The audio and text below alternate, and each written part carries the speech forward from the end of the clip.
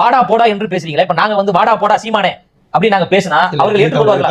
இல்லங்க, ஏற்றுக்கொள்வார்களா நம்ம கேக்குறேங்க. நாங்க வாடா போடான்னு பேசினா அவங்க கட்சியை சார்ந்த தம்பிகளும் அண்ணன் சீமான் அவர்களும் ஏற்றுக்கொள்வாரா? எங்கள் மீது 1000 விமர்சனங்கள் இருக்கட்டுங்க, அந்த விமர்சனத்துக்கு நீங்க கேள்வி கேளுங்க, நாங்க பதில் சொல்றோம். வாடா போடா உன்னை யாரா கூப்பிட்டா அப்படியே கட் பண்ணீங்கன்னா அப்படியே சீமான் அவர்கள் பேசின வீடியோ நான் காட்டட்டுமா? அவ்வளவு வீடியோ இருக்கு. I am waiting. என் தம்பியால தான் 2026 மிகப்பெரிய ஒரு மாற்றத்தை உருவாக்க முடியும். தம்பியோடு பேசிக் கொண்டிருக்கிறேன். அவன் என் தம்பி என்ன எது தேடினாலும் அவனை ஒன்னும் சொல்ல மாட்டேன் அப்படிங்கிற மாதிரி ஒரு செய்தியாளர் அதான் பச்சோந்தின்னு சொல்றான். அதான் பச்சோந்தின்னு சொல்றான். பச்சோந்தி தானே நிறமாறும். அவர் என்னெல்லாம் பேசியிருக்காரு.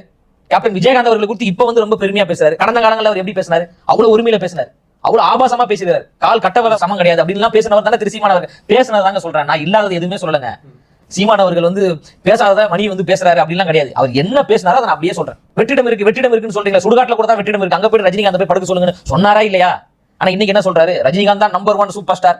அப்படியே ஒரு 3 மாசத்துக்கு முன்னாடி என்ன சொன்னாரு? தமிழ் சினிமாவின்